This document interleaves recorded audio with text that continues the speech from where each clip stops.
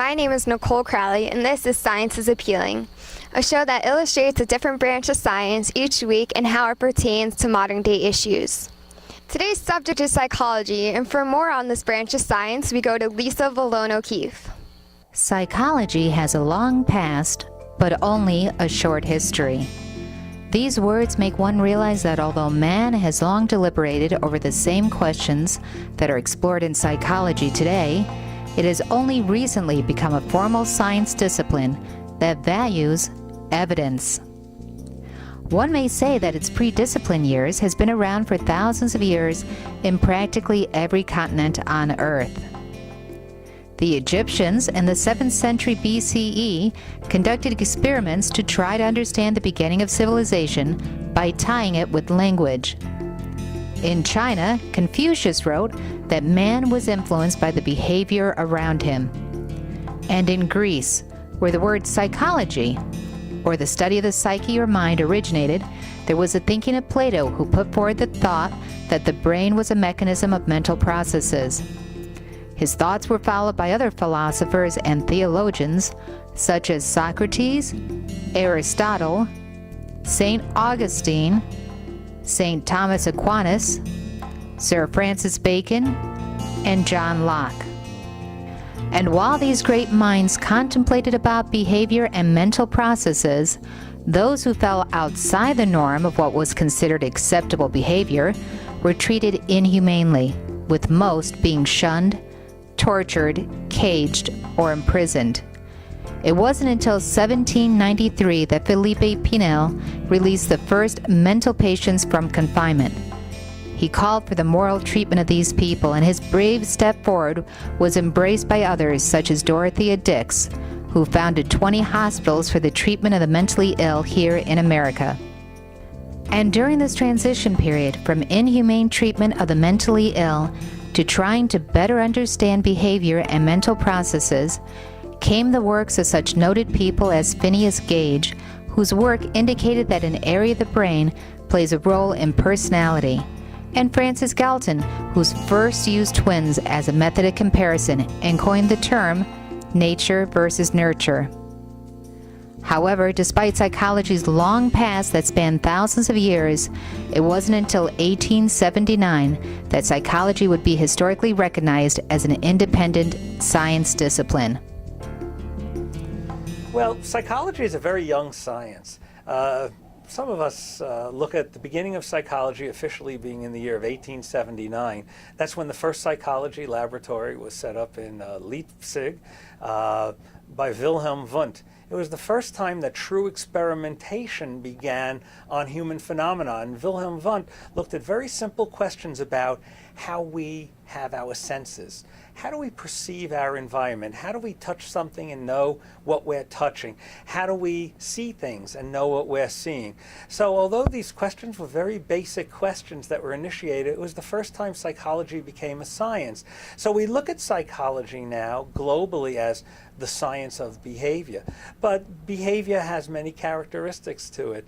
There are body reactions we have that are part of our behavior. There are the things we do that are part of our behavior. And there are the things we think about, or cognition, which is part of our behavior. So all in all, it's really the study of behavior, but with all of these components. Interestingly, though, a lot of people think it has to do with humans only, and that's not true. Psychology also can study animal behavior as well. Many different people have contributed to psychology in their own way, with various theoretical perspectives. Why are there so many perspectives, and which do you favor? Well, you're absolutely right when you say there are so many different contributors, and sometimes those contributors are responsible for different theories. Being a young science, people generate hypotheses, which is the nature of science. We have to test things. And what we're all looking for is we're looking for explanations to be able to predict behavior. The reason why there are so many different theoretical orientations is because people tend to learn about an orientation, believe in that kind of model. And then if they're practitioners, which are really not necessarily people who are furthering the science, but treating people, they're going to follow that model. If they're scientists, they will tend, again, once to follow the model or the tradition that they've learned in and continue along that path. I personally advocate, and the doctoral program that I run teaches a model generally called the cognitive behavioral model. We are very much so a science-based model of psychology. We look to scientific explanations based largely upon learning theory to understand what are the regularities that we can predict across people, across behavior, and in our case as clinical psychologists come up with methods of treatment that are based on this science. What are some of the subfields of psychology? Being more general, psychology is a very, very large discipline, and I'll just mention a few of the subfields. We do have subfields like a very large one called experimental psychology, which looks at basic questions about sensation, perception, learning, memory, these kinds of questions about humans and how we work. We have an area called neuroscience that has developed, which is not just simply how we think, and cognitive psychology is part of this as well, but also what is the relationship between thinking and brain functioning. We have an area called comparative psychology, which really is looking for regularities in behavior prediction across all different kinds of animal species, including human ones. In our department at Hofstra here, we have industrial organizational psychology, which is the application of psychology to businesses, industry, and group type of organizations to help them function in better ways, to deal with selection issues for personnel, etc. There are people who study social psychology, or how psychologists work in group situations and decisions are made by groups. We have school psychology, which is the study of the application or the interface of education and how people learn in school kind of environments. What are the best placements for children and special kinds of school-related problems that children may have, and what can be done to aid them in their education. The particular area I represent is clinical psychology. Clinical psychology is the specialty of the study of psychopathology or mental illness. And in terms of looking at mental disorder, what we are most interested in is helping alleviate human suffering. People who have difficulties, coming up with the best treatment methods, again based upon science, to help people become functional and happy in their worlds. At one time, prisons were used to house those who society considered out of the norm. Later, lobotomies were used, and then medicine and therapies. What are some of the new trends people are seeing in the psychology field today?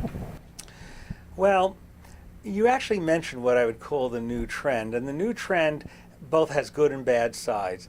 Along with an improvement in our psychotherapy abilities, or again, cognitive behavior therapies as a good example, we're seeing more of a merger between traditional psychological therapies and the use of pharmacotherapies or different kinds of medications. Newer medications in many cases are really wonderful, but to some degree people are also misled. They believe that they can simply take a pill and all their social anxiety will go away, or take a pill and they'll now be able to sexually perform perfectly. Well, there's a misleading that goes on from advertising in society, and the truth is that while medications may be helpful, they're not the end story. So the real good trend, or the positive trend happening in our fields, are really the merging or combining of best practices between those of the more traditional medical approaches and giving medication, which with those coming out of a good science-based procedure of psychotherapy that we know works. With that said, what is the future of psychology? Well, I'm a little scared for not the future of the whole field, but the future of, let's say, the more clinical practice field. And the reason why I'm a little scared goes right back to this issue of medications. I think as a society, we are too liberal now. We're too quick to allow our children to take medication. There are all kinds of medications. We see this all the time on our campuses, that students are coming in medicated up to the hilt, young children are medicated, and the medications haven't necessarily been really tried out sufficiently on younger children. There are beliefs that just taking medication alone is helping everybody, and it sort of devalues the notion that sometimes, most of the time really, you have to work on your problems, that a pill just simply won't make that problem go away. So I do have some concerns about that aspect of the future of psychology. As psychology goes as a science, I think as long as we stick to doing good scientific methods, we'll continue to improve our treatment programs. I do know neuroscience, as it continues to develop and interface with other fields like neurology and biochemistry, I think we're going to get closer and closer to understanding certain disorders. There are certain disorders that tend to be more body-based at times. Depression is an example. There are times people can be depressed because things have happened. There are other times that people get depressed because of imbalances in body chemistry. Genetics may play a factor in this. The same may be true in the development of serious psychoses like schizophrenia. So learning more will help all of our respective fields perhaps in being able to solve some of the more difficult disorders that we deal with. What are the top 3 most talked about problems being addressed with psychology today? Well, I think that if I had to characterize 3, sometimes, and bear in mind that there's sort of a pop society notion that old problems resurface and become popular again, but clearly right now one of the very popular trends is the study of and discussion of autism. I can guarantee you that autism has been around a long time with many people attending to it, but in more recent years there has been a lot of publicity. There have been certain public figures who have come out about it. There's also been information and misbeliefs, unfortunately, circulated in society about the origins of autism, but autism is certainly one of the areas very clearly that there's a lot of attention in. A second area, and I interface in working in this area, I would say has to do with the obsessive compulsive disorder spectrum of behaviors.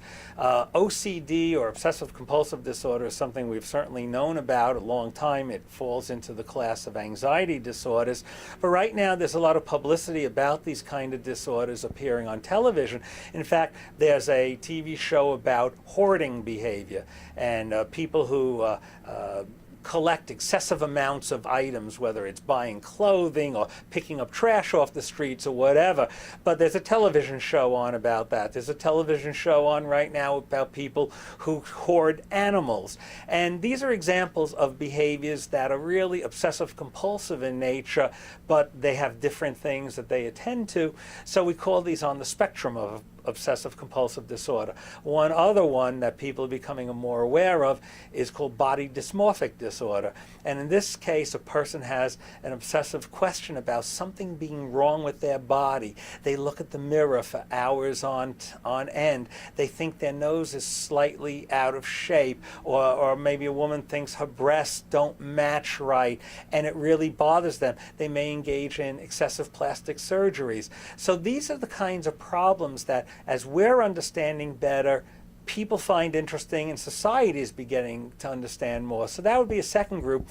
And then the third thing I have mentioned before, but I'll say it again, there's a real concern about medications, both from the perspective I already mentioned, which is the overprescription of, and then from a different perspective. And this is a sad